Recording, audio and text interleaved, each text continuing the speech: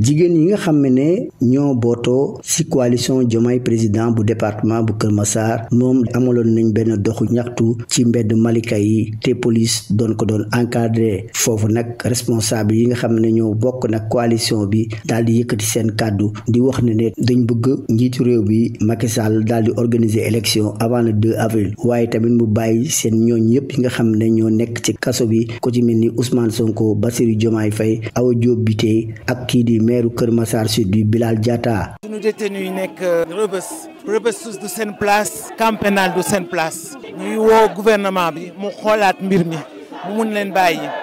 Deuxièmement ñu ngi wax tamit jamono bi ñu toll nii y a trop de tension yi nag la ñu bëgg mu wàññeeku te mu ñuy déglu gouvernement bi déglu ñu bu baax a baax parce que tey mu ngi jàpp ay yaayu jàmbur baayu jàmbur doomu jàmbur si Mali foro. sunu xol dafa métti en tant que jigéen ñu nekk ci weeru jigéen ñi ngi ñaan président Macky Sall na libéré détenu politique yi rawatina suñu maman Amy Dia sonn na lott na mu libéré Awa Diop madame Bitèye tey ku mën a xool jigéen di ko teg lu métti lii 19 mois ngay jeex di wër li ngay wër gisoo nga xam ni kon dara amu fa mu libéré suñu maire monsieur Bilal Diatta woote nañ wallu fu nekk ay ngal la Macky Sall déglul jigéen ñi ci weeru mars bi. D'après les statistiques am na une centaine de détenus on a libéré certains mais par rapport ak nombre bi ñu ndaw li ñu libéré ñu ñëpp quoi moo tax li ñu bëggoon mooy ñu libéré ñëpp quoi gannaaw cause yi benn la woon boo mee ñu libéré ñëpp moo gën organiser ay élections le plus rapidement possible transparente et libre. dafa bëggul organiser élection te ñun Pastef nee nañ ko ne pare nañ ci combat bi ak mbër bu ñu mën a am na dëggal boppam. li ñu soxla woon mooy élection en toute démocratie en toute transparence ci anam yu gën a sell mais fu mu toll nii xel yi yëpp a jaxasoo kenn mënu la wax ma ne la fu mu toll nii fan la ñu jëm te ñun li ñuy sàkku encore une fois dafa yomb mooy bu ñu jalgati ndeyu sax ci réew mi muy constitution bi. ñoom ba tey ci doxu ñaxtu boobu jot nañu sàkku tamit ci nguur gi daal di leeral anam yi nga xam ne moom lañ jotee faat ñi nga xam ne ñoo faree woon seen biir parti muy kii di Mariama Sagna ak Bassirou Seye. Si nous sommes venus ici aujourd'hui, c'est pour leur rendre hommage. Et parmi ces martyrs, nous avons la première martyre qui est Mariama Sagna. C'était la première victime et jusqu'à présent, aucune enquête n'est venue nous dire que voilà ce qui l'a tué.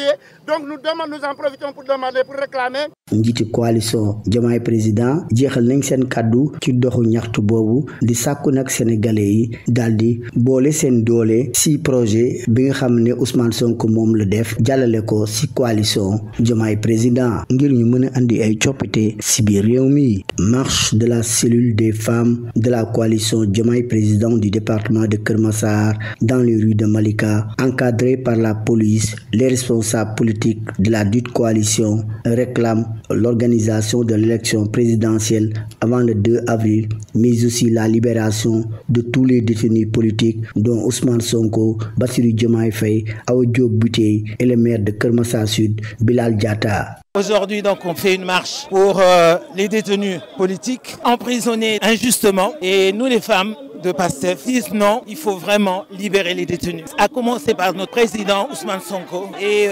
nos amis et frères et sœurs qui sont détenus injustement. Awa Diop qui habite Malika, qui a des enfants, qui est diabétique, qui a besoin de soins. Et on ne voudrait pas que ce qui est arrivé à Amy Dia arrive à Awa Diop. On ne peut pas comprendre avec les mêmes faits. On libère certains et on maintient les autres en prison. Je pense qu'il faut qu'on les libère.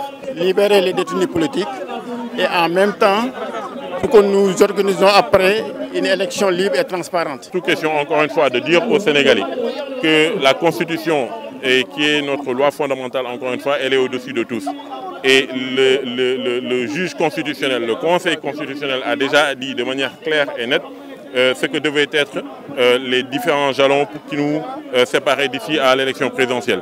Je pense, bien que ce soit le souhait exprimé par tous, qu'une élection avant le 2 avril est le souhait de tous et que la transition se fasse en paix et que le nouveau pouvoir puisse s'installer en paix également et que le Sénégal puisse continuer à être. Ils exigent d'ailleurs la lumière sur les morts tragiques de leurs camarades Mariama Sagna et Bassirou Seye. Si nous sommes venus ici aujourd'hui, c'est pour leur rendre hommage.